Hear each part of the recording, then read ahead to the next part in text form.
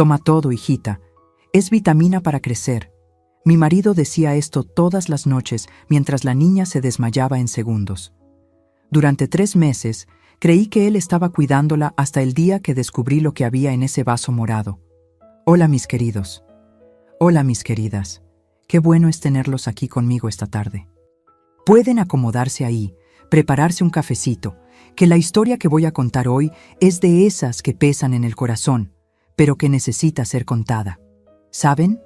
Mi nombre es Claudia Ferreira Santos, tengo 71 años de edad y nací aquí mismo en Guadalajara, Jalisco, tierra del mariachi y del tequila.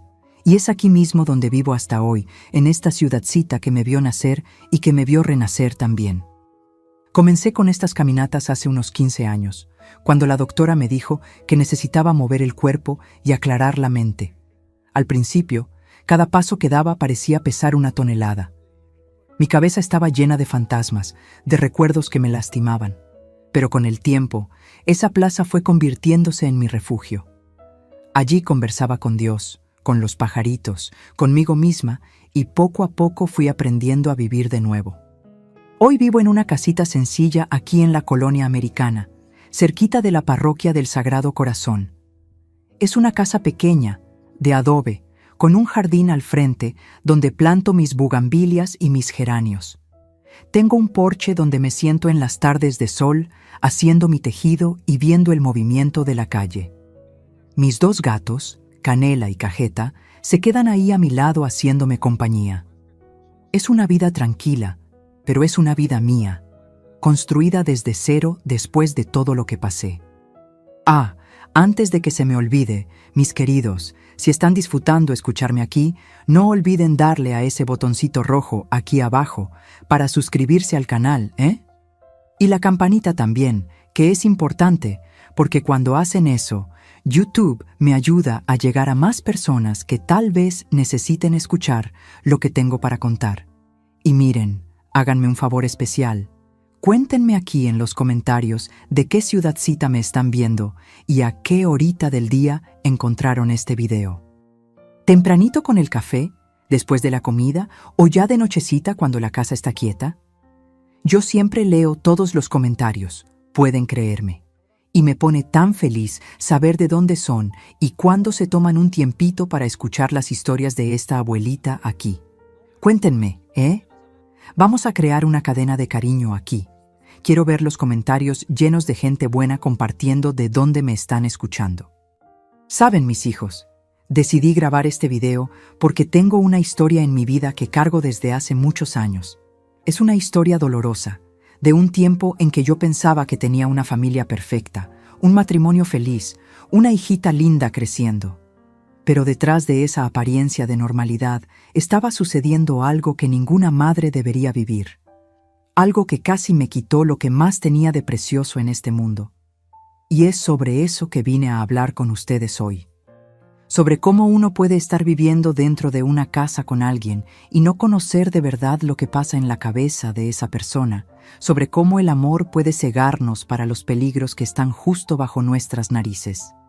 Pero también vine a hablar sobre cómo uno puede ser más fuerte de lo que imagina cuando necesita proteger a quien ama. Así que acompáñenme en esta jornada que comienza allá en mis tiempos de niña, aquí mismo en Guadalajara, en una época en que la vida era muy diferente a la de hoy. Nací el 15 de marzo de 1954, un domingo lluvioso, de esos que parece que el cielo está lavando la tierra. Mi madre, Odette Ferreira, siempre contaba que nací en casa, con la ayuda de la partera doña Aurelia, allí en nuestra casita del barrio de Santa Tere, un barrio humilde aquí de Guadalajara. Mi padre, Baldomiro Santos, era ferrocarrilero. Trabajaba en el mantenimiento de los trenes que pasaban por aquí. Era un hombre serio, de pocas palabras, pero de corazón bueno. Nuestra casa era pequeña, de adobe, pintada de azul clarito, con un portoncito de madera que rechinaba cada vez que lo abríamos. Tenía 3 piezas nomás, un cuartito que yo compartía con mis 2 hermanas, Ivonne y Zulema, la cocina que también servía de sala, y el cuarto de mis padres, donde también dormía mi hermano menor, Armando. El piso era de loseta que mi madre tallaba todos los sábados con agua y jabón de pasta. En invierno, ese frío de Guadalajara entraba por todos los rinconcitos de la casa y nos amontonábamos cerca del brasero para calentarnos. Ivonne era 3 años mayor que yo. Zulema era 1 año menor y Armando nació cuando yo ya tenía unos 8 años. Compartíamos todo, la ropa, los zapatos, los juguetes, que eran pocos. Mi madre cosía nuestras ropitas de tela de manta que conseguía teñir con cáscara de cebolla y jamaica. No teníamos mucho, pero tampoco pasábamos necesidad. Papá traía su salario todos los meses y mamá hacía milagros para estirar ese dinero. Mi madre era costurera, tomaba costuras de fuera para complementar el ingreso. Me acuerdo de ella sentada en esa máquina Singer negra, pedaleando hasta tarde de la noche, con un quinqué de petróleo al lado, porque no siempre había luz eléctrica en casa. Hacía vestidos de fiesta, ropa de bautizo, arreglaba pantalones de los hombres. Las señoras de la ciudad venían a buscarla porque tenía buena mano para la costura. Mi rutina de niña era sencilla. Despertaba tempranito con el canto del gallo del vecino, don Teodoro. Tomaba café, a veces había pan dulce, a veces era solo atole de masa con azúcar y un pedazo de pan de maíz que sobraba del día anterior. Después iba a la escuela primaria Benito Juárez, que quedaba como a 6 cuadras de casa. Íbamos a pie, yo y mis hermanas, llueva o truene. En invierno, mis pies se ponían morados de frío dentro de esos guaraches viejos. Me gustaba la escuela, ¿saben? Me gustaba aprender a leer y escribir.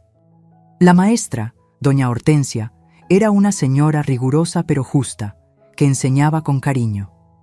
Me aprendía todas las lecciones, sacaba buenas notas. Mi padre decía que yo tenía buena cabeza, que podía llegar lejos si estudiaba. Pero en ese tiempo, niña de familia pobre, estudiaba solo hasta donde se podía. Después tenía que ayudar en casa o buscar trabajo. Cuando regresaba de la escuela, ayudaba a mi madre con las tareas. Yo barría la casa, lavaba los trastes, cuidaba a Armando cuando era bebé.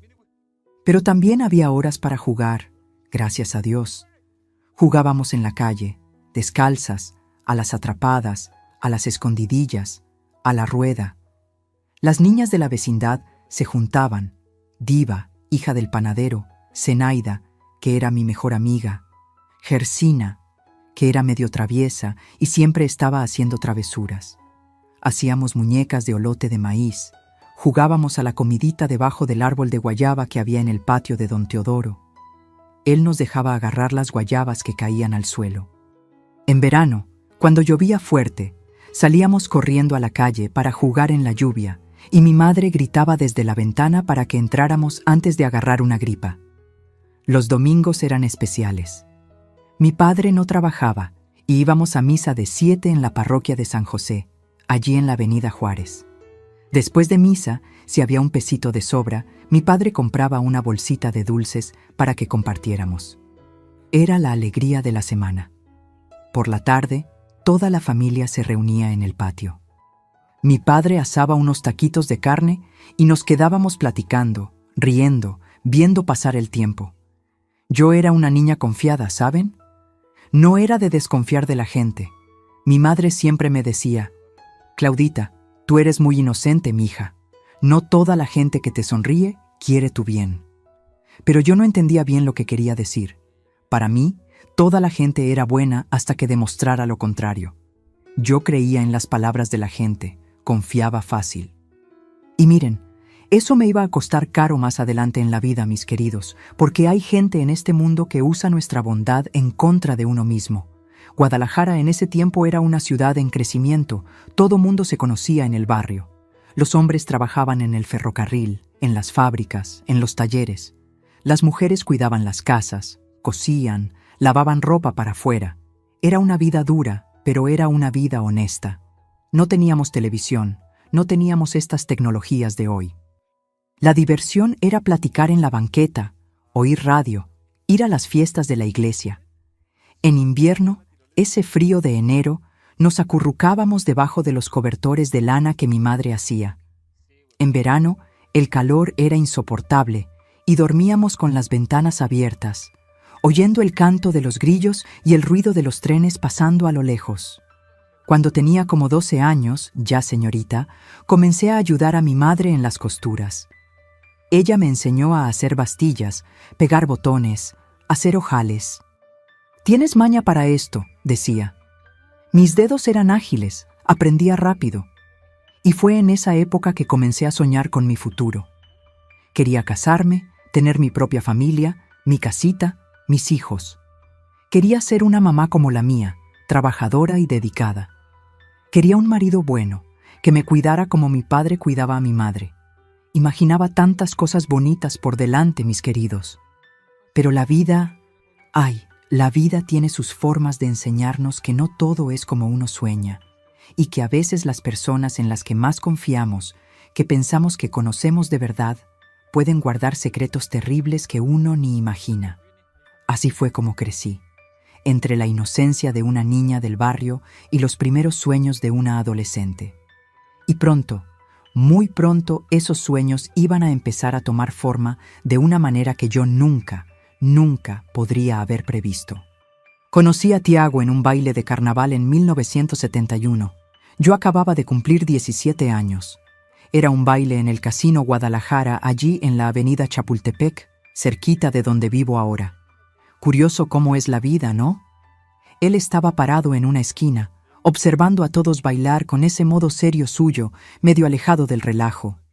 Usaba lentes de armazón grueso, tenía el pelo bien peinado, camisa blanca impecable metida dentro del pantalón. Era diferente a los otros muchachos que estaban todos sudados, brincando, gritando. Él parecía controlado, firme. Fue Zenaida, mi amiga, quien me lo presentó. «Claudia, este es Tiago Morales, trabaja en la farmacia de su papá». Tiago extendió la mano hacia mí, me miró a los ojos con una intensidad que me hizo sonrojar y dijo solo: «Mucho gusto». Su voz era baja, pausada. Cada palabra parecía pensada antes de salir de su boca. Empezamos a noviar despacio. Tiago no era de grandes demostraciones, no era de llenarme de flores y poesías, como los otros muchachos hacían con sus novias. Pero era atento de una forma diferente.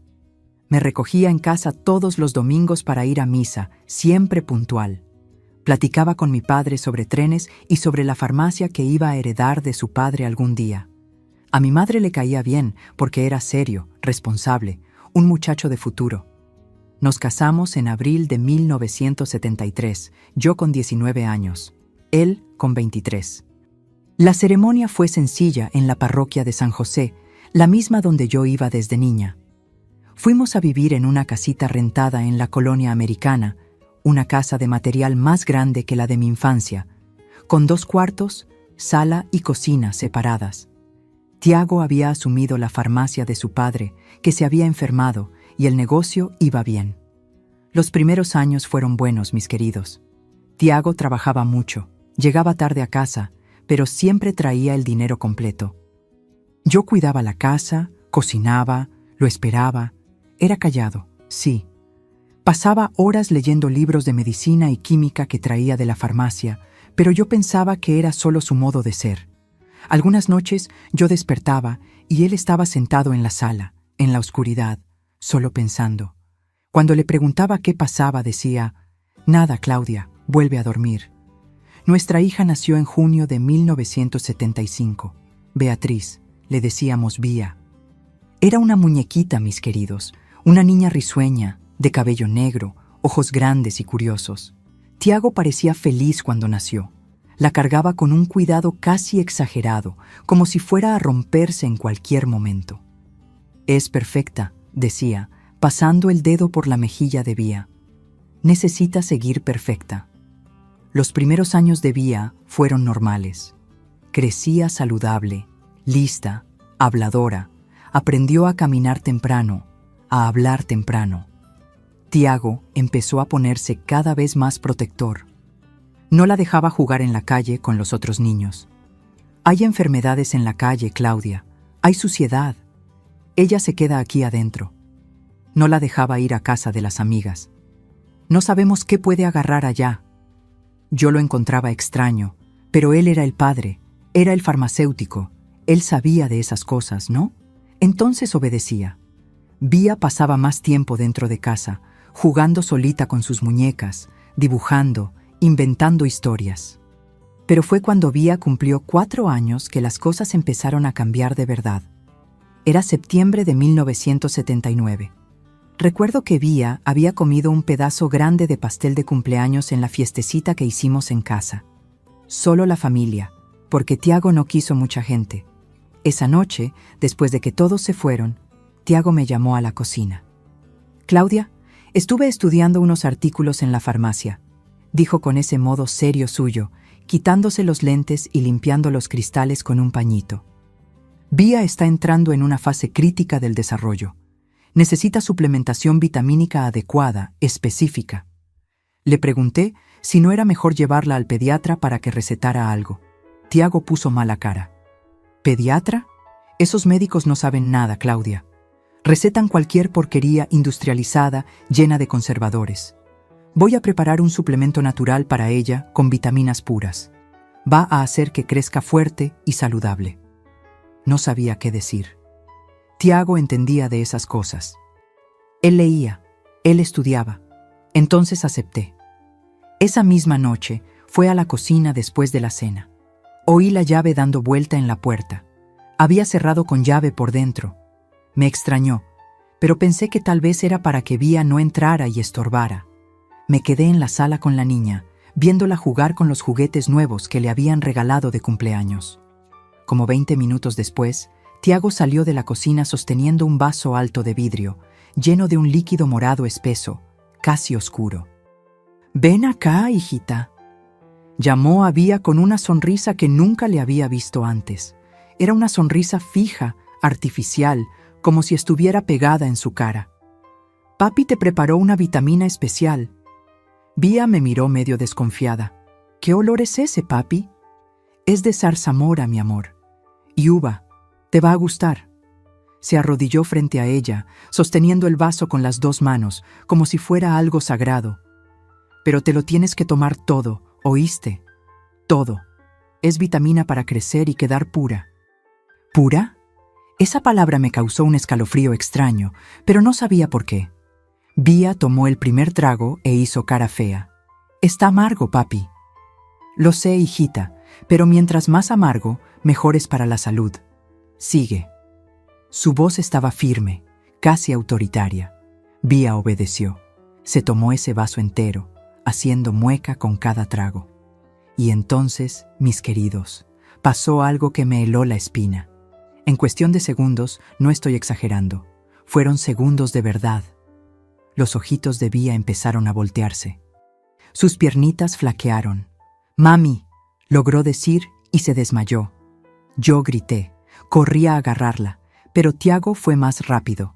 Agarró a la niña en brazos con una calma aterradora y dijo: «Está todo bien, Claudia, es el efecto de la vitamina. Necesita dormir profundamente para absorber los nutrientes». «Pero se desmayó, Tiago. Eso no es normal». «Sí es normal. Yo lo estudié. Confía en mí». Y llevó a Vía a su cuartito. Yo me quedé ahí temblando, sin entender nada. Fui detrás de él.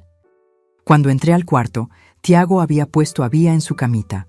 La había tapado con la sábana hasta el cuello y estaba sentado en la sillita al lado de la cama, en la oscuridad. Las cortinas estaban cerradas. La única luz venía del pasillo. «Tiago, prende la luz, vamos a ver si está respirando bien». «No necesita luz, ella está bien». No quitaba los ojos de la niña. Se quedó ahí sentado, mirándola dormir. Y entonces, bajito, lo oí susurrar algo. No pude entender las palabras, pero el tono era extraño. Parecía un rezo o una canción, algo entre los dos. «¿Qué estás diciendo?», pregunté. Volteó la cabeza hacia mí despacio, y esos ojos detrás de los lentes parecían diferentes, vacíos. «Nada que tú necesites saber, Claudia. Déjame quedarme aquí con ella. Ve a descansar». Salí del cuarto con el corazón disparado, pero traté de calmarme. Él era el padre. Él era farmacéutico. Debía saber lo que estaba haciendo. Pero una parte de mí, allá en el fondo, empezó a gritar que había algo muy, muy malo pasando dentro de mi propia casa. El ritual del jugo morado se volvió parte de nuestra rutina. Todos los santos días, a las 8 de la noche en punto, Tiago era obsesivo con los horarios, cerraba con llave la puerta de la cocina y se quedaba ahí adentro preparando esa cosa. Oía el ruido de la licuadora, el tintineo de vidrios, a veces un sonido de molcajete. Cuando salía, siempre con ese vaso en las manos, había un olor químico que venía junto, mezclado con el dulce artificial de la fruta, y todas las noches se repetía la misma escena. Vía se lo tomaba, hacía cara fea, se quejaba del sabor amargo y en segundos sus ojitos se volteaban hacia atrás de la cabeza y se desmayaba en los brazos de su padre. Y él, siempre con esa sonrisa extraña pegada en el rostro, la llevaba al cuarto y se quedaba horas sentado ahí en la oscuridad, mirándola dormir, susurrando cosas que yo nunca lograba entender bien. Pasó una semana, 2 semanas, un mes y empecé a notar cambios en mi niña. Cambios que me asustaban cada vez más. Vía, que era una niña rosadita con mejillas gorditas, empezó a ponerse pálida. No era una palidez normal, mis queridos. Era una palidez grisácea, como si la vida estuviera siendo succionada desde dentro de ella. Las mejillas fueron desapareciendo, los ojitos se fueron hundiendo más en la cara. Empezó a tener ojeras oscuras, pesadas, que la hacían parecer una viejita de 4 años.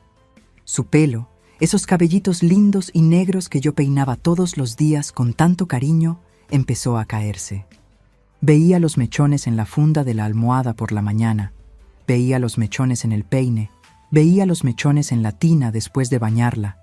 Agarraba esos cabellitos muertos en mi mano y lloraba escondida en el baño. «Tiago, Vía está perdiendo el pelo», le dije una noche antes de darle el jugo. «Esto no es normal. Tenemos que parar con este suplemento y llevarla a un médico». Me miró con una frialdad que me dio escalofríos. «El pelo se está cayendo porque su cuerpo está expulsando las impurezas. Es parte del proceso de purificación». «¿Qué proceso, Tiago? ¿Qué purificación? Ella es una niña de 4 años». «Tú no entiendes, Claudia». Apretó los ojos detrás de los lentes. «Nunca vas a entender porque no estudiaste como yo estudié. ¿Confías en mí o no confías?» Y yo, Dios me perdone, todavía confiaba o tenía demasiado miedo de no confiar. Los dolores empezaron poco después. Vía despertaba de madrugada gritando que la panza le estaba quemando por dentro. Se doblaba, agarraba su pancita con las manitas y lloraba. Lloraba hasta que no le quedaban más lágrimas.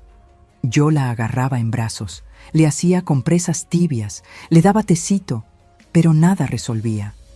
El dolor solo pasaba después de horas, dejándola exhausta, sudada, temblorosa.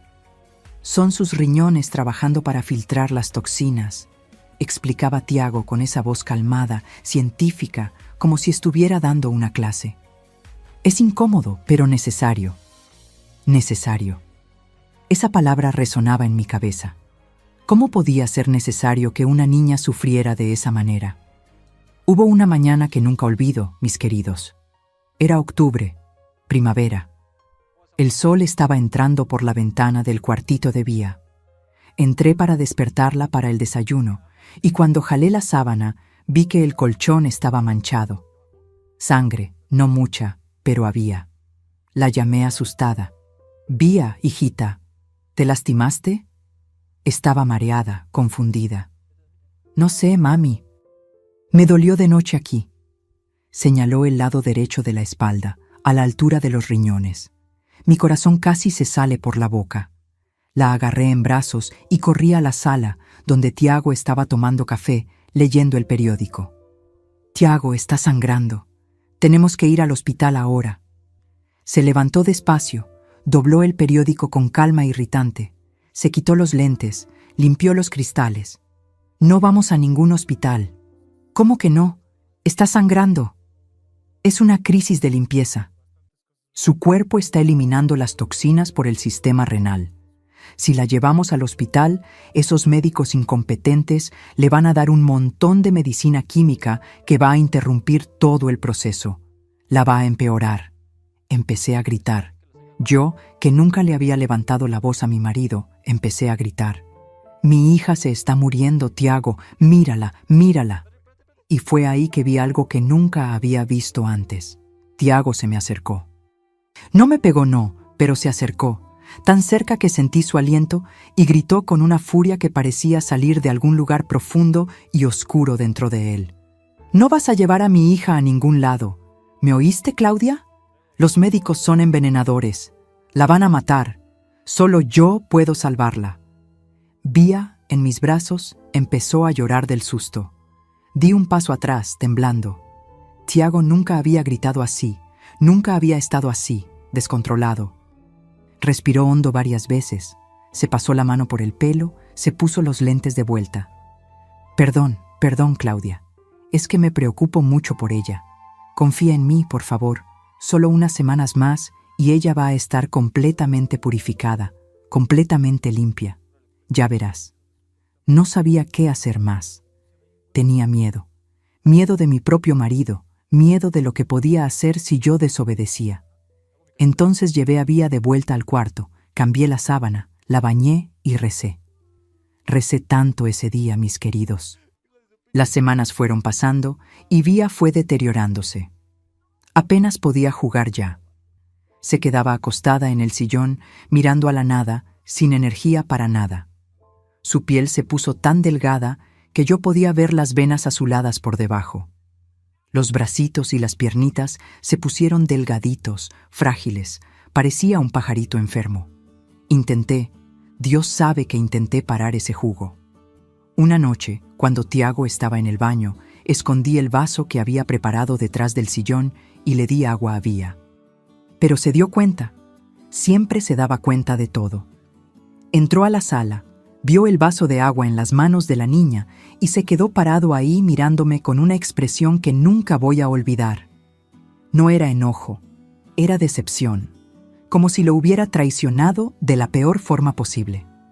«Claudia», dijo bajito, peligrosamente bajito. «¿Dónde está su jugo?»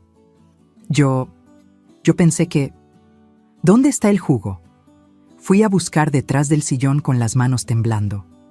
Agarró el vaso, sostuvo la barbilla de Vía, la sostuvo muy fuerte, dejó marca y la hizo tomar. «Nunca más hagas eso», me dijo, todavía sosteniendo la cara de la niña. «Nunca más, Claudia, o te vas a arrepentir».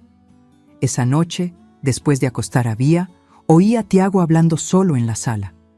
Me acerqué despacito y me asomé por la rendija de la puerta. Estaba sentado en el sillón en la oscuridad, hablando con alguien que no estaba ahí. «Lo sé», decía. «Sé que ustedes la quieren, pero no voy a dejar. Ella va a quedar pura. No va a crecer y sufrir como las otras. La estoy salvando de ustedes». Sentí mi sangre helarse. «¿Tiago?», llamé bajito. Volteó la cabeza hacia mí, pero sus ojos no me vieron. Estaba mirando a través de mí. «Están aquí», susurró. «Las sombras. Quieren agarrar a Vía, pero no voy a dejar. Necesito apagar sus órganos de a poquito. Así se vuelve un ángel antes de que ellas la agarren». Apagar los órganos. Volverse un ángel. Las palabras bailaron en mi cabeza y de repente, como un rayo partiendo el cielo, entendí lo que estaba pasando. Mi marido no estaba tratando de curar a nuestra hija, estaba tratando de... Dios del cielo, ni puedo decir las palabras. Corrí al cuartito de Vía. Estaba ahí durmiendo ese sueño pesado, antinatural. La agarré en brazos. Estaba tan liviana, tan frágil, y acerqué mi oído a su pechito para escuchar su corazón. Estaba latiendo, gracias a Dios, estaba latiendo, pero débil, tan débil. Esa noche no dormí. Me quedé sentada en la cama, mirando al techo, pensando que estaba casada con un extraño, que había dejado que este extraño le hiciera algo horrible a mi hija, que yo, por confiar demasiado, por obedecer demasiado, por tener demasiado miedo, casi había perdido lo que más amaba en el mundo. Pero todavía había tiempo, tenía que haber. Mi niña estaba viva y mientras estuviera viva iba a encontrar la manera de salvarla, aunque eso significara ir contra su padre, contra el hombre que había jurado amar y respetar.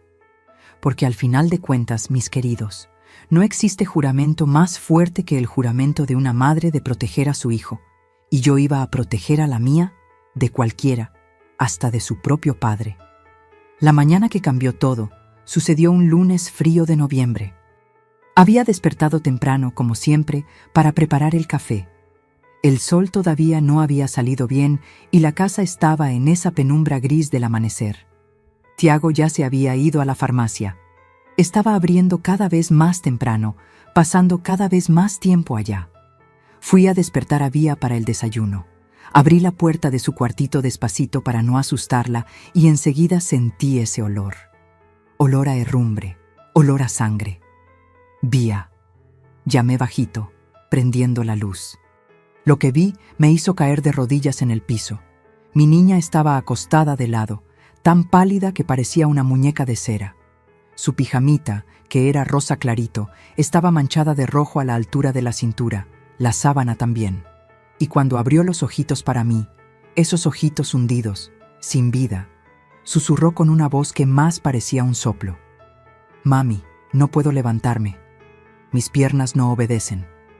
La agarré en brazos. Dios mío, no pesaba nada. Era como cargar un pajarito. Y vi que estaba mojada. No era pipí normal, era sangre. Mi hija de 4 años estaba orinando sangre. Corrí al baño con ella, le quité la ropita, la metí en la tina con agua tibia. Lloraba bajito, sin fuerzas ni para llorar fuerte. «Duele, mami, duele aquí». Señalaba el lado de la espalda, los riñones. «Duele tanto». Estaba lavándola, temblando tanto que casi no podía sostener la esponja cuando oí la puerta de entrada abrirse. Tiago había regresado. Entró al baño, miró la escena, yo llorando, Vía en la tina rodeada de agua rosadita de sangre. ¿Y saben qué hizo, mis queridos? Sonrió. Sonrió esa sonrisa de siempre, fija, extraña, y dijo con una voz casi alegre: «Está funcionando, Claudia, está funcionando perfectamente. El mal está saliendo.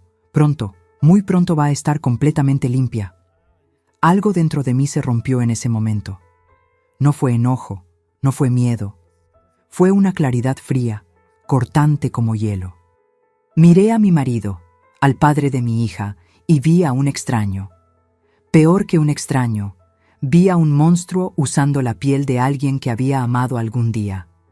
Pero no podía dejar que se diera cuenta de lo que estaba pensando. No todavía. Entonces respiré hondo, limpié las lágrimas y forcé mi voz a salir calmada. «Tienes razón. Perdón, me asusté, pero tú sabes lo que estás haciendo. Siempre has sabido». Inclinó la cabeza, estudiándome con esos ojos fríos detrás de los lentes. Por un momento interminable, pensé que había visto a través de mi mentira, que sabía que estaba fingiendo. Pero entonces relajó los hombros y asintió. «¿Estás entendiendo ahora?» «Sí, confío en ti». Las palabras eran veneno en mi boca, pero necesitaba decirlas, necesitaba que creyera, porque en ese baño, con mi hija casi muriendo frente a mí, tomé una decisión. Iba a descubrir qué había en ese jugo y después iba a acabar con aquello, de una forma o de otra. Tiago salió al trabajo 1 hora después. Antes de irse, preparó el jugo de la noche y lo dejó guardado en el refrigerador, algo que nunca había hecho antes. «¿Se lo das a las 8 en punto?», instruyó, dándome una llavecita pequeña dorada. Cerré la cocina con llave. Solo tú y yo tenemos llave ahora para que Vía no entre ahí y toque nada. Agarré la llave, sentí el metal frío en la palma de mi mano y asentí. «Descuida». En cuanto se fue, en cuanto oí el ruido de su carro desapareciendo calle abajo, puse a Vía de vuelta en la cama. Estaba tan débil que apenas podía mantener los ojos abiertos. Me quedé ahí, sosteniendo su manita, sintiendo el pulso débil, irregular, como un pajarito tratando de volar con las alas rotas. Y pensé, si no hago nada hoy, mañana puede no despertar más. Las horas de ese día pasaron despacio, terriblemente despacio. Cada minuto parecía tener 1 hora de largo. Cuidé a Vía. Le di sopita de verduras, vomitó la mitad y lo que salió tenía puntitos de sangre mezclados. Cambié la sábana 3 veces porque seguía sangrando. Cada vez que veía esas manchas rojas, mi corazón se apretaba más. Y todo el tiempo mi cabeza estaba trabajando, planeando cómo iba a agarrar una muestra de ese jugo, cómo iba a llevarlo a analizar sin que Tiago descubriera. Él controlaba todo en nuestra vida. Cada peso que entraba y salía, cada lugar al que iba, hasta las pocas amigas que todavía tenía. Zenaida casi no venía a visitarme ya, porque Tiago siempre encontraba una excusa para que se fuera pronto. A las 7:30 de la noche, cuando el cielo ya estaba oscuro afuera y la casa estaba demasiado silenciosa, fui al cuarto que compartía con Tiago. Abrí el cajón de mi cómoda, allá en el fondo donde guardaba algunas medicinas viejas, y agarré un frasquito vacío de jarabe que se había acabado. Era pequeñito, cabía en la palma de la mano, con tapa de rosca bien apretada. Lo llevé al baño, lo lavé con agua y jabón 3 veces, lo sequé bien con una toalla limpia y lo escondí en el delantal que estaba usando. Mi corazón latía tan fuerte que lo sentía en la garganta, en las orejas, en las puntas de los dedos. A las 8 en punto, como Tiago había mandado, desatranqué la cocina con esa llavecita dorada. Mis manos temblaban tanto que me equivoqué de agujero de la cerradura 2 veces. Cuando finalmente logré abrir, la puerta rechinó, un sonido que pareció demasiado fuerte en el silencio de la casa. Abrí el refrigerador, ahí estaba el vaso de vidrio grueso cubierto con un platito. Lo agarré con las 2 manos. Temblaban tanto que el líquido morado se movió, casi se derrama. Me quedé ahí parada en la cocina por un momento, mirando ese vaso. Dentro de él estaba el veneno que estaba matando a mi hija. Dentro de él estaba la locura de mi marido transformada en líquido. Sentí una ola de náusea subir. Lo llevé a la sala. Vía estaba acostada en el sillón, enrolladita en un cobertor, mirando la televisión sin realmente ver. Cuando vio el vaso en mis manos, sus ojitos se llenaron de lágrimas. «No, mami, por favor, no quiero, me hace doler». Mi corazón se partió en 1000 pedazos. «Lo sé, mi amor, lo sé». Me senté a su lado, puse el vaso en la mesita y agarré sus manitas frías en las mías. «Pero mami necesita que te lo tomes hoy». «Solo una vez más, ¿puede ser?». Empezó a llorar, y cada lágrima que rodaba por su carita flaca era una puñalada en mí. «¿Por qué, mami? ¿Por qué papi quiere lastimarme?». Tragué el llanto que estaba subiendo por mi garganta. No podía llorar ahora. Necesitaba ser fuerte. «Papi no quiere lastimarte, hijita. Está confundido. Pero mami va a resolver todo. ¿Confías en mami?». Asintió, todavía llorando, y se limpió la naricita con el dorso de la manita. En ese momento, mirando a mi niñita que apenas tenía fuerzas para estar sentada, juré para mí misma, para Dios, para quien estuviera escuchando, que iba a salvarla, costara lo que costara. Y entonces, con el corazón latiendo tan fuerte que pensé que iba a salirse de mi pecho, dije bajito: «Mira, voy a vaciar un poquito aquí en este frasquito que traje mami. Solo un poquito, y tú te tomas el resto. ¿Está bien?». Miré al pasillo, al cuarto de Vía, a la puerta de entrada. Escuché silencio. Solo el tic-tac del reloj en la pared de la cocina. Y entonces, rápido, con las manos temblando tanto que casi lo dejó caer, vacié más o menos 1/3 de ese líquido morado y espeso en el frasco de jarabe. El líquido tenía ese olor químico, dulce y empalagoso al mismo tiempo. Cerré la tapa bien apretada. Escondí el frasco en el bolsillo hondo del delantal de nuevo. «Listo, amor. Ahora tómate lo que quedó». La ayudé a sentarse un poquito. Acerqué el vaso a sus labios. Se lo tomó. Hizo mueca con cada trago. Su lengua tratando de rechazar el sabor amargo, pero se lo tomó todo. Y en segundos, como siempre, los ojitos se voltearon hacia atrás. Los párpados se cerraron pesados.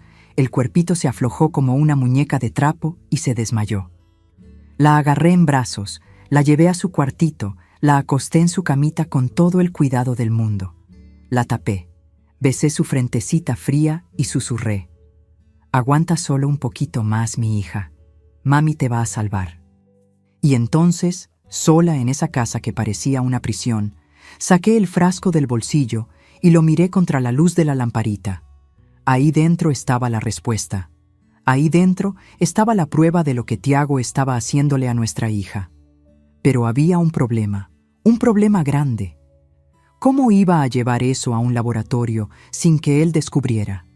Él controlaba todo, controlaba el dinero. Tenía que pedir permiso hasta para comprar pan. Controlaba mis salidas. Siempre quería saber dónde iba, con quién, por cuánto tiempo. Controlaba hasta las amistades que tenía. Si pedía dinero para algo sin explicación, iba a sospechar.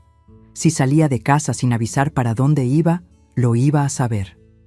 Escondí el frasco en el fondo del armario de la cocina, detrás de las ollas que nunca usaba, y me senté en la mesa. Puse la cabeza entre las manos y pensé hasta que me dolió la cabeza. Y entonces, en una claridad repentina, me acordé de algo. La farmacia de Tiago quedaba en el centro, y 2 cuadras después de la farmacia, en la misma calle, había un laboratorio. El Laboratorio San Lucas, de don Aristides. Conocía a su familia de la iglesia, su esposa, doña Quiteria, era de la pastoral. Una idea empezó a formarse en mi cabeza, peligrosa, pero posible. Al día siguiente, muy temprano en la mañana, mientras Tiago estaba en la ducha tarareando una canción rara que nunca había oído antes, llamé a la farmacia. El teléfono sonó 3 veces antes de que alguien contestara. Farmacia Morales, buenos días. Era Creusa, la empleada que trabajaba con él desde hace años. Creusa es Claudia. Mira, Tiago me pidió que le llevara unos papeles importantes a la farmacia hoy. ¿Le puedes decir que voy a pasar por ahí como a las 10? Claro, doña Claudia. Le aviso. Colgué el teléfono y respiré hondo. Mi mano estaba sudando tanto que el auricular casi se me resbaló. La primera parte del plan estaba hecha. Cuando Tiago salió al trabajo, besó mi frente, acarició el pelo de Vía que todavía dormía y dijo: «Hasta luego». Con esa voz calmada que ahora me daba escalofríos. Esperé. Esperé media hora entera, mirando el reloj, contando los minutos, asegurándome de que no iba a regresar porque se le olvidó algo. Entonces me levanté. Me puse mi ropa de salir, una falda azul marino y una blusa blanca. Agarré mi bolsa de mano, esa de piel café que mi madre me había regalado de boda. Fui a la cocina, agarré el frasco de detrás de las ollas, lo limpié con un trapo para que no tuviera polvo y lo metí en el fondo de la bolsa, bien escondido debajo de la cartera, de las llaves, de un pañuelito. Le puse un suétercito a Vía. Estaba tan débil que apenas sostenía la cabecita. Y salí. El camino al centro pareció el más largo de mi vida. Cada paso que daba en la banqueta resonaba demasiado fuerte. Con cada persona que pasaba en la calle, tenía miedo de que fuera alguien que conociera a Tiago y le fuera a contar que me vio. En cada esquina pensaba que iba a ver su carro viniendo en mi dirección, que me iba a agarrar, descubrir todo. Y entonces ¿qué?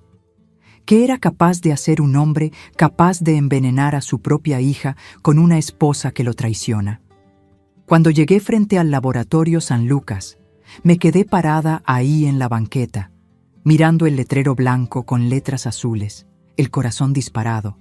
Si entraba ahí, ya no había vuelta atrás. Estaba yendo contra mi marido. Estaba desconfiando de él oficialmente. ¿Y si estaba equivocada? ¿Y si ese jugo sí era vitamina? ¿Y si me estaba volviendo loca? ¿Paranoica? Miré a Vía en mis brazos. Tenía la cabecita recargada en mi hombro, los ojitos casi cerrados, la respiración corta y difícil. Su piel estaba tan blanca que podía ver las venas azules en el cuello. Y supe, no estaba equivocada. Una madre siente, una madre sabe cuando su hijo se está muriendo. Empujé la puerta de vidrio y entré. El laboratorio olía a alcohol y desinfectante. Las paredes eran blancas, el piso era de esa loseta fría y brillante.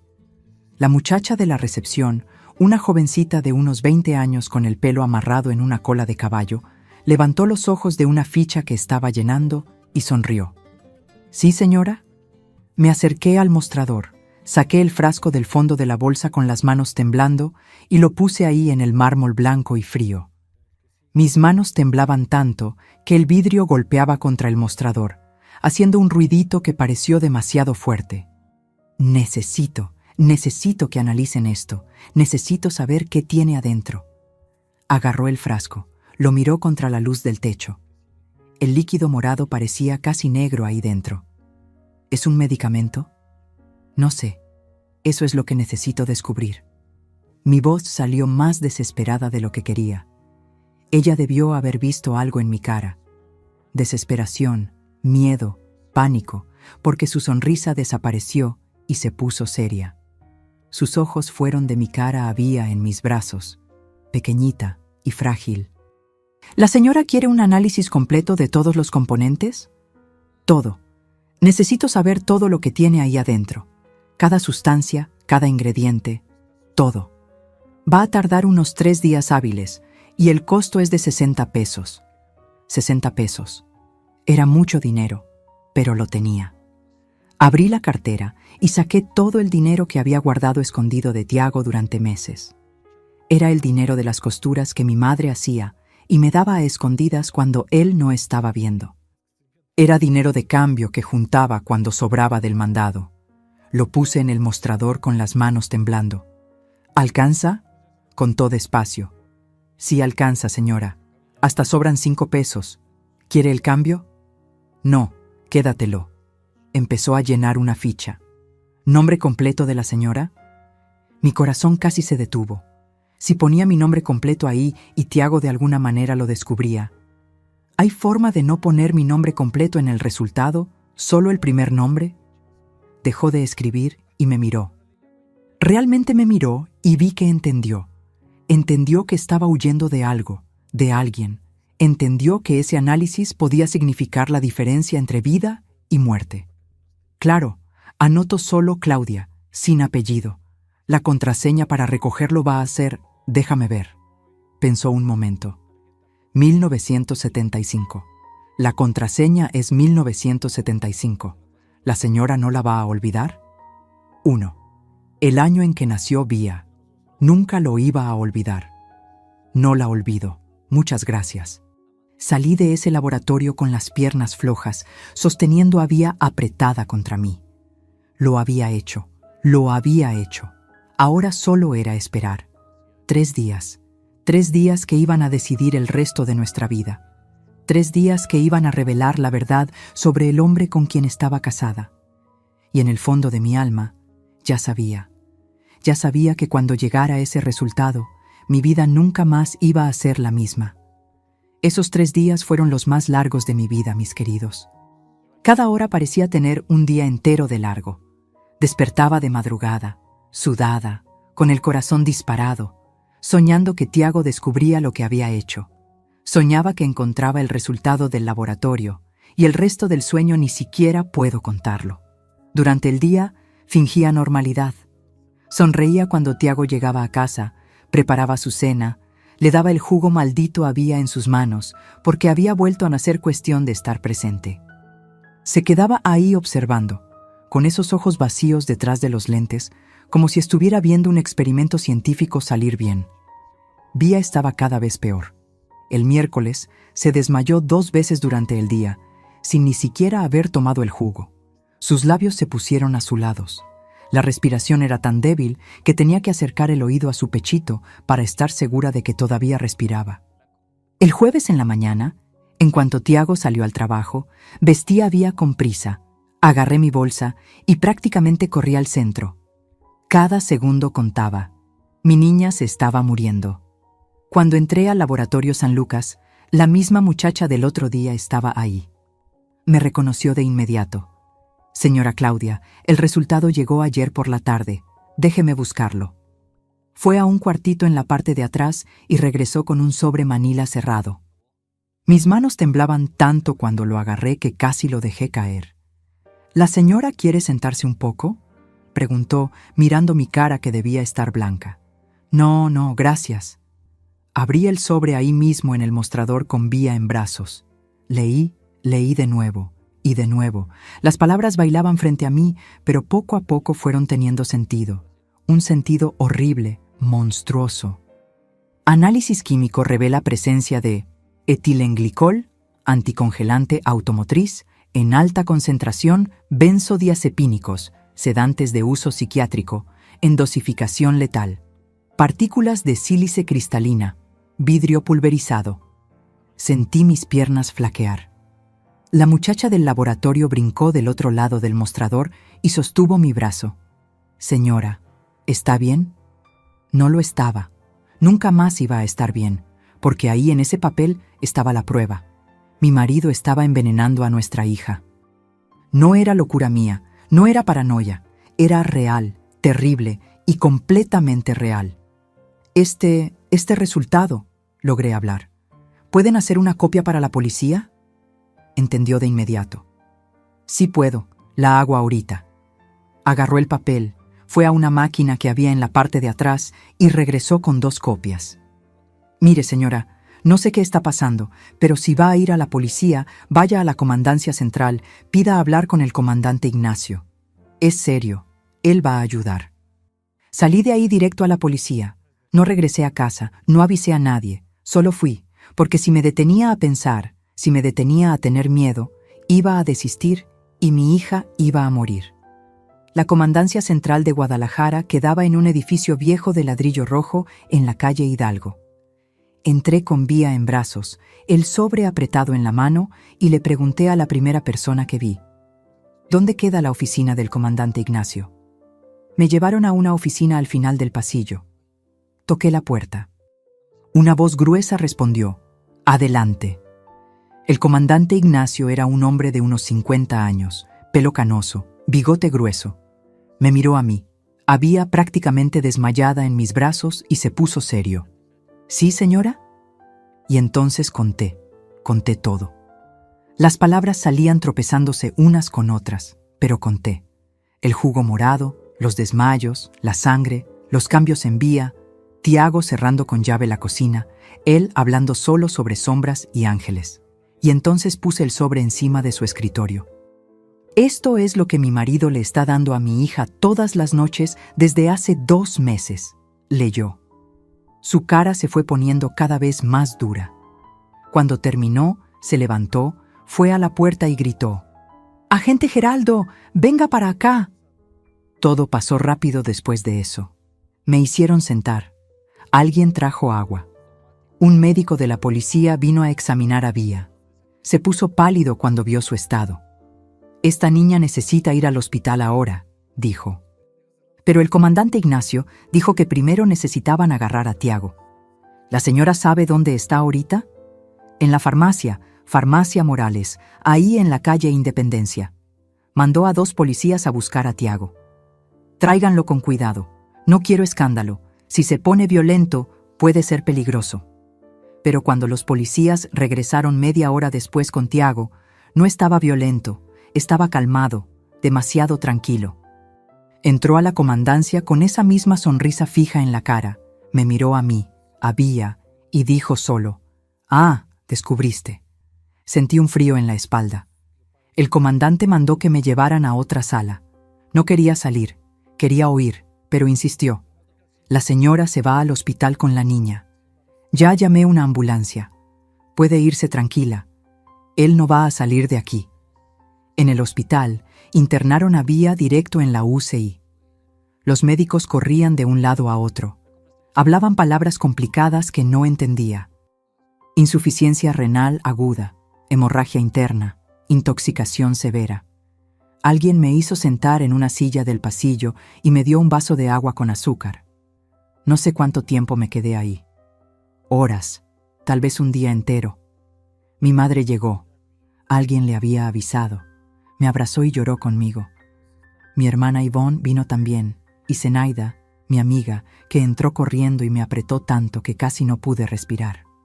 Fue Zenaida quien se quedó conmigo cuando, 2 días después, el comandante Ignacio vino a visitarme al hospital.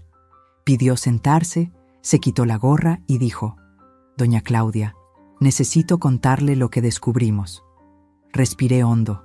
«Puede decir».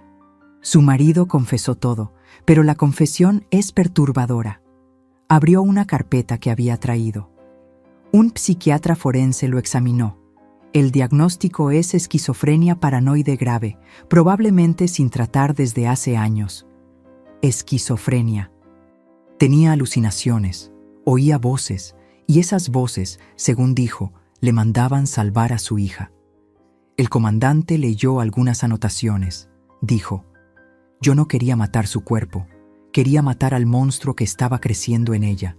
Las voces me dijeron que iba a sufrir mucho en este mundo cuando creciera, que iba a ser lastimada, violada, destruida.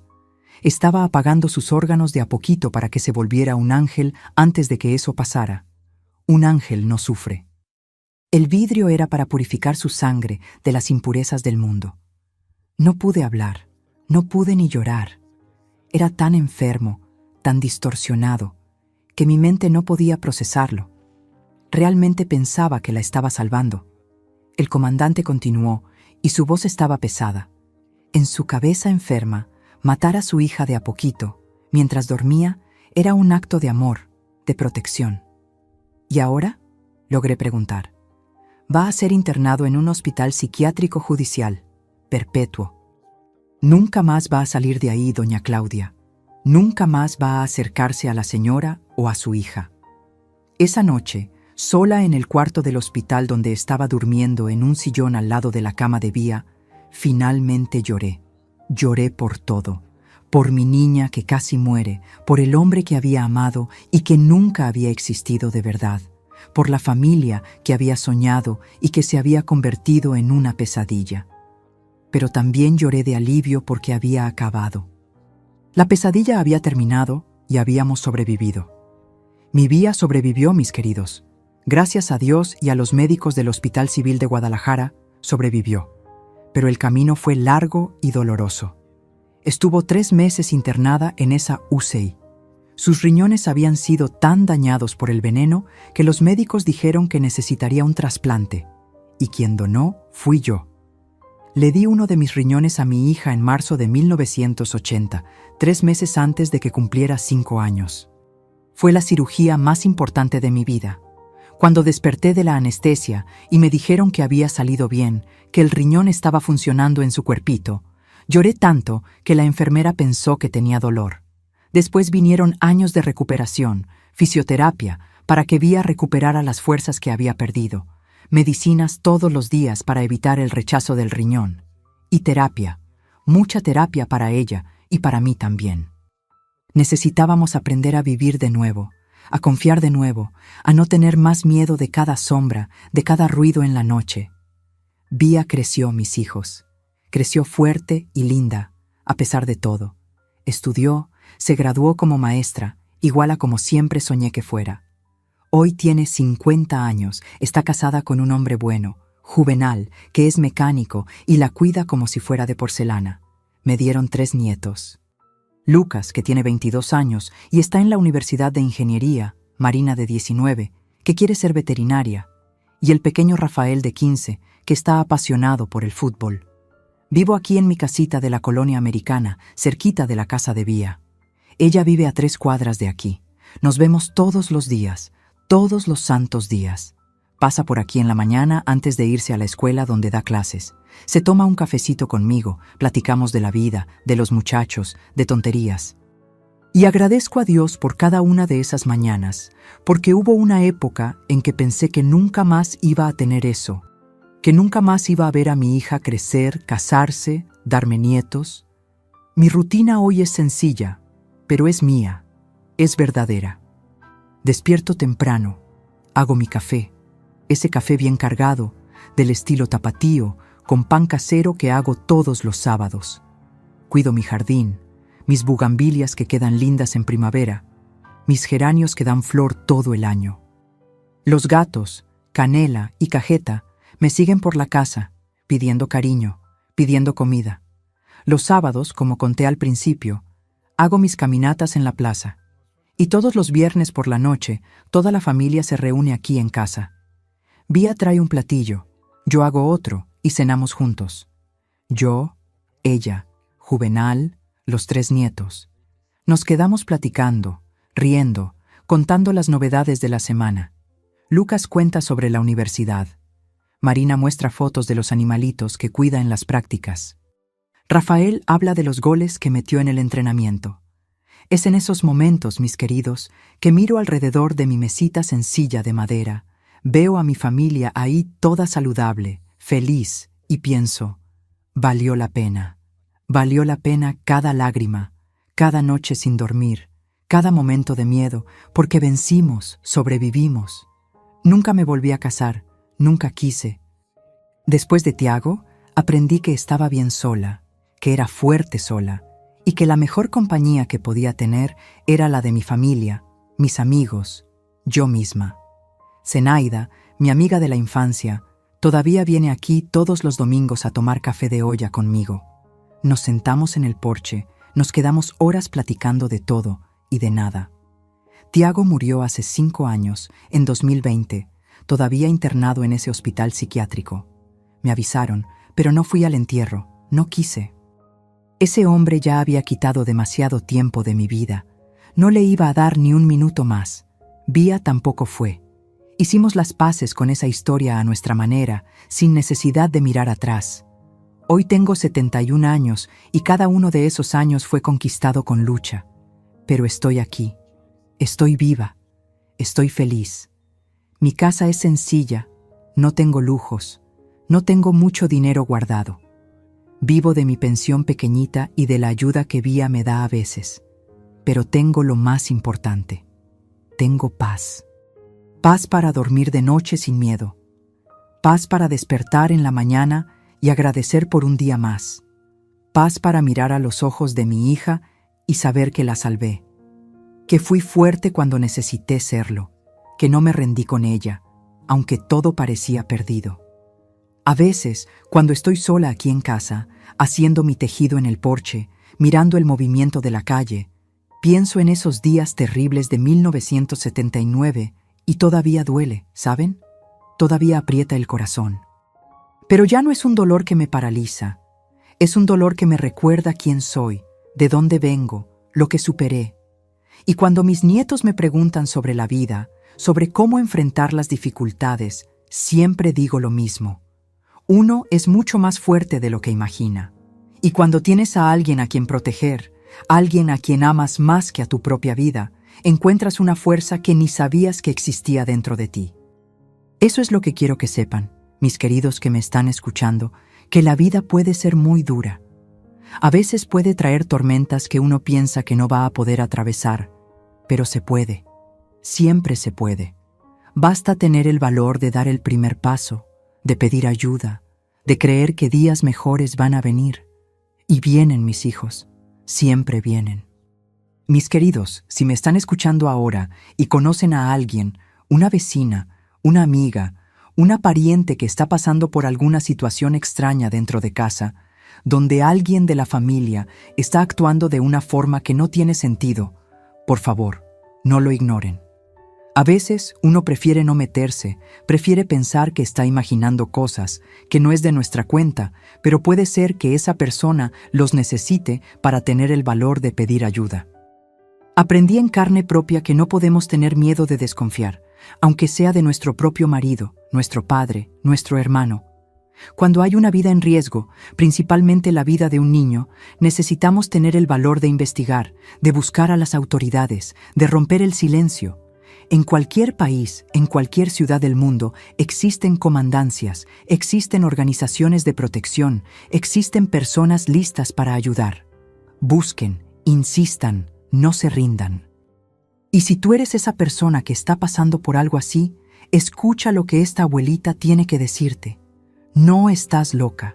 Si tu corazón está gritando que algo está mal, es porque está mal. Nosotros, madres, padres, personas que amamos, tenemos una intuición que no falla. Cuando la panza se aprieta, cuando el sueño no viene, cuando miras a esa persona y ya no reconoces quién es, presta atención a esas señales. Te están avisando de algo. Pasé 46 años culpándome por no haber desconfiado antes, por haber dejado que mi hija tomara ese veneno durante 2 meses. pero hoy entiendo que hice lo mejor que pude con lo que sabía en ese momento. Y cuando descubrí la verdad, no dudé. Tuve valor, y ese valor salvó a mi hija. Entonces aprendí que somos capaces de cosas inimaginables cuando necesitamos proteger a quien amamos. Aprendí que no existe amor más grande que el amor de una madre dispuesta a ir contra el mundo entero por su hijo. Aprendí que la vida puede tumbarnos, pero mientras estemos respirando, podemos levantarnos de nuevo. Siempre se puede. Aprendí también que el dolor no dura para siempre, que días mejores vienen aunque uno piense que es imposible, que es posible reconstruir, recomenzar, encontrar alegría de nuevo después de la tormenta más oscura. La felicidad existe del otro lado del miedo. La paz existe del otro lado del valor. Y aprendí, mis queridos, que perdonarse a uno mismo es tan importante como cualquier otra cosa. Perdonarse por los errores, por las dudas, por el tiempo que tomó actuar. Uno hace lo que puede con lo que sabe, y cuando sabe más, hace mejor. Gracias por haberse quedado aquí conmigo hasta el final, escuchando la historia de esta abuelita. Gracias por haber abierto el corazón para recibir estas palabras. Y ahora, mis queridos, mis amores, necesito pedirles un favor muy especial. Si esta historia tocó su corazón de alguna manera, si conocen a alguien que necesita oír esto, por favor, suscríbanse al canal y activen la campanita. Es importante, es urgente, porque pueden haber otras personas por ahí pasando por algo parecido, pensando que están solas, pensando que nadie les va a creer, y necesitan saber que no están solas, que hay salida, que hay esperanza. Y háganme un favor, escriban aquí en los comentarios solo una palabra: creí. Es solo eso. Creí, porque ustedes creyeron en mi historia. Creyeron que es posible sobrevivir. Creyeron que vale la pena tener valor. Esa palabrita me va a mostrar que estuvieron conmigo hasta el final, y le va a mostrar a otras personas que hay gente aquí que entiende, que apoya, que cree. Háganlo ahora. No esperen ni un minuto más. Suscríbanse, activen la campanita y escriban "creí" en los comentarios. Por ustedes, por mí, por todas las personas que necesitan esta cadenita de esperanza. Que Dios los bendiga a cada uno. Y recuerden, el valor de un minuto puede salvar una vida entera. No Ahí mames. voy, amigo, ahí voy. El otro se quedó en nada. Se quedó en Aguanta, nada, se quedó en aguanta. nada. ¿Dónde verga estás, güey? Dispárale desde ahí. Está nada. No, estoy cargando. Su pinche madre, me quedé sin balas. Atínale, güey. Ah, ¿verdad, puto? Me caí. No, güey, te habías quedado ahí arriba. No, pues estoy aquí contigo. ¿Dónde está? Ven, ven, ven. Acá debe estar de este lado. Iji. Vámonos a la verga. No, ya, espera, ahí quédate. Ahí déjame, ahí déjame. Espérate, no. Tú chíngate ese güey, chíngate ese güey. Chíngate ese güey. No lo veo, Va la a neta, abrir, va a güey. abrir. Súbete al carro a recuperarte tú solo. Es lo que voy a hacer. Y no veo que lo hagas. ¿Qué es eso? Ya se fueron, ¿no? No, güey, pues bajé al güey que estaba aquí. Ya no los veo.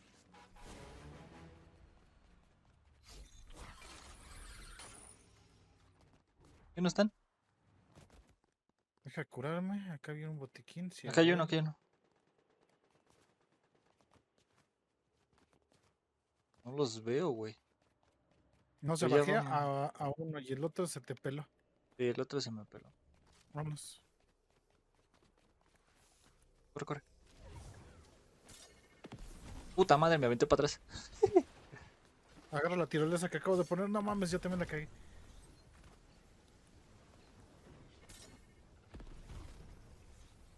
Puta zona, ¿qué pedo? Está corriendo muy rápido. Es lo que estoy viendo, entonces ni por qué. Ya entré. Va muy rápido, ¿no? La pinche zona pedorra. ¿Qué pasa de ver? Aquí está ese güey, por aquí está. Están ahí enfrente construyendo. ¡Ay, güey! Me bajó. Está aquí arriba de la casa. ¡No mames! Tienes al otro del otro lado. Me sacó, creo. ¿Neta? No, aquí estoy. Verga, no Está traigo arriba de la vida. casa. Sí, no traigo vida. Vete.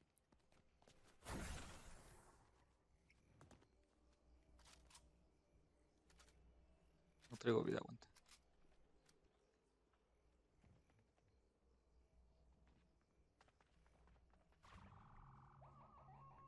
¿Te estás curando tú? Sí. Ahí viene para acá. Puta madre construyó. Cúrate. No puedo curarme, no tengo con qué. Ah, vámonos en en el carro, Súbete. Ven acá, ¿Dónde estás? aquí atrás. Vámonos.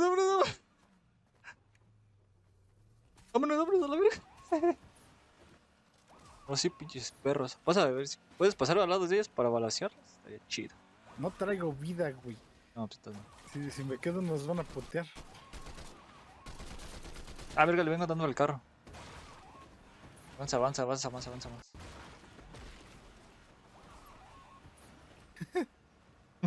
Vámonos a la verga.